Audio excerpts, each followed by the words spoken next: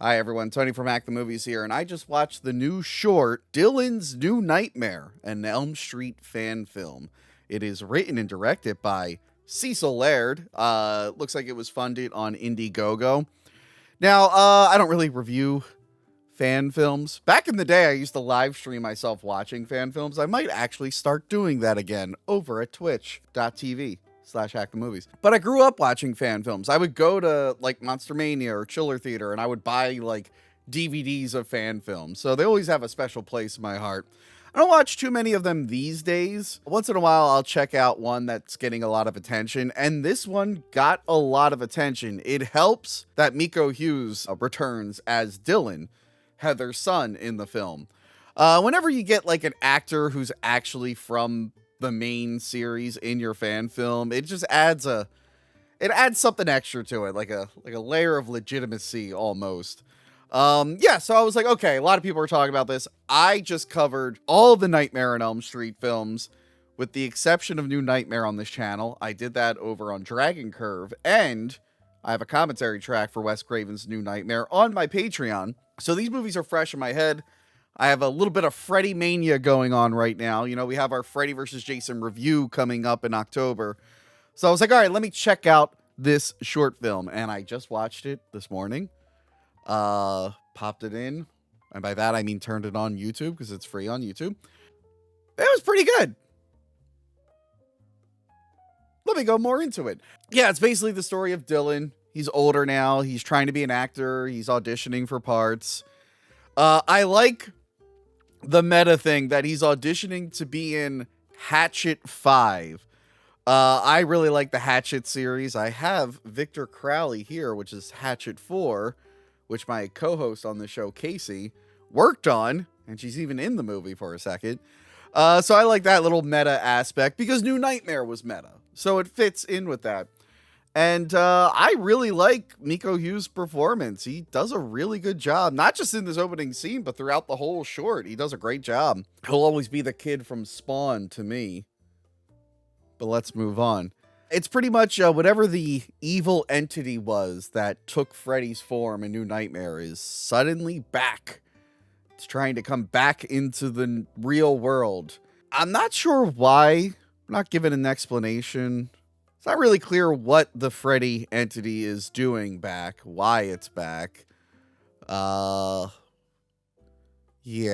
So anyway, Dylan talks to his therapist. They're trying to figure out what's going on. You find out that Heather Langenkamp's been in a mental asylum.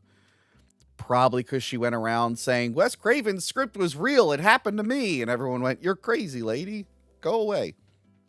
So it's him dealing with that and Freddy's return. Now, Freddy is played by David McRae. And his performance is pretty good. Freddy is a hard one to top. It really is.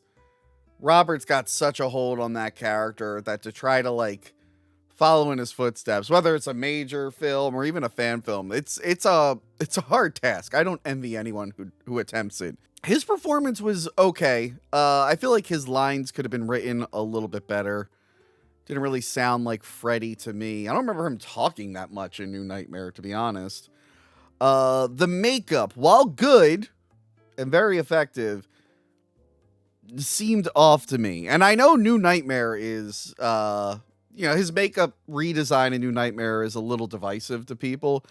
This makeup doesn't look like the one from New Nightmare or the regular Freddy. It kind of looks like Demon Freddy from Freddy vs. Jason. I don't know. There was something off about the eyes. Like, I feel like his eyes were too sunken in. I wasn't used to seeing Freddy like that. Even the Demon New Nightmare Freddy. Again, it's not bad. It's a great makeup effect. It's pulled off really, really well. The performance is okay. Just for whatever reason, it wasn't working as Freddy to me. Let me know if you thought the same thing. But it's shot beautifully. It's a really well shot film. And again, Miko Hughes' performance really, really carries it. And then it just kind of ends awkwardly. I don't know if they're trying to use this to make a feature-length fan film, or maybe even try to get New Line to make a feature-length official film. I don't know if that's going to happen, but Yeah, I guess my biggest disappointment is that Rex is in it. The stuffed animal T-Rex. And my biggest complaint, if you listen to the commentary track I did, which is on, again, patreon.com/actthemovies, me and my co-host Jess, we were talking about how, like, the one thing that movie's missing is a dream sequence where the dinosaur toy comes to life to fight Freddy. And then we came up with our own idea for a sequel where